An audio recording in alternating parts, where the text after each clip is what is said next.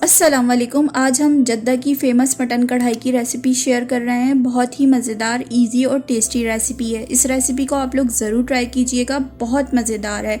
और अगर आप लोग मेरे चैनल पे नए हैं तो प्लीज़ मेरे चैनल को सब्सक्राइब कर लीजिए और इस बेल आइकन को भी दबा दीजिए ताकि तमाम वीडियो आपको मिलती रहे। और इस रेसिपी को आप लोग ज़रूर ट्राई कीजिएगा। तो चलिए इंग्रेडिएंट्स की तरफ चलते हैं। हमने 1.5 प्याज ली है और इसको हमने स्लाइसली इस तरह से कट कर दिया है। 2 टमाटर लिए हैं मीडियम साइज़ और इनका छिलका उतार दिया है और ऊपर से फेस भी कट कर दिया है। 1 kg मटन का गोश्त लिया है। तो चलिए कुकिंग स्टार्ट करते हैं।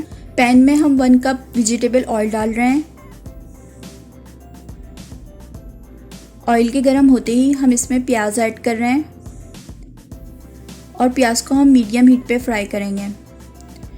हमने प्याज को इतना फ्राई करना है कि वो लाइट गोल्डन कलर हो जाए और प्याज फ्राई करते वक्त हम मुस्तकिल चम्मच चलाते रहेंगे ताकि प्याज इक्वली फ्राई हो।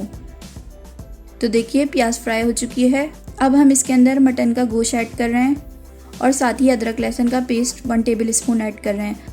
गोश्त को अदरक लहसुन के पेस्ट के साथ इतना भूनेंगे कि गोश्त का कलर चेंज हो जाए।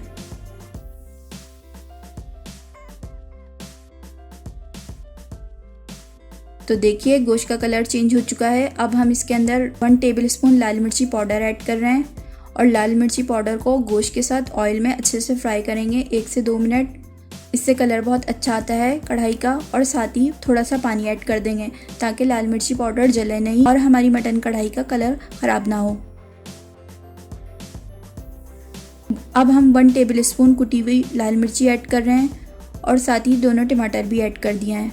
मिक्स करेंगे और 1 टेबल स्पून नमक ऐड कर रहे हैं। नमक अपने टेस्ट के मुताबिक ऐड करिएगा। मिक्स करेंगे, इतना मिक्स करेंगे कि टमाटर थोड़े से सॉफ्ट हो जाएं। और 1.5 गिलास पानी ऐड कर रहे हैं। 1.5 गिलास पानी काफ़ी होगा क्योंकि हमने गोश्त को अच्छे से भून भी लिया है और मटन का गोश्त बहुत जल्दी गल जाता है। मीडियम हीट पे हम इसे कुक करेंगे। 5 मिनट हम मीडियम हीट पे पकाएंगे और बाकी के 25 मिनट हम स्लो हीट पे पकाएंगे। टोटल हम 30 मिनट पकाएंगे और बीच में 1 से 2 दफ़ा चम्मच चला के टमाटरों को तोड़ देंगे। तो चलिए 30 मिनट हो चुके हैं। लिड को ओपन करते हैं, मिक्स करते हैं। ये जितना पानी है इसे ड्राई करते हैं और जो टमाटर के पीसेस बचे हैं इनको बिल्कुल रिमूव कर लेंगे अच्छे से भुनाई करके।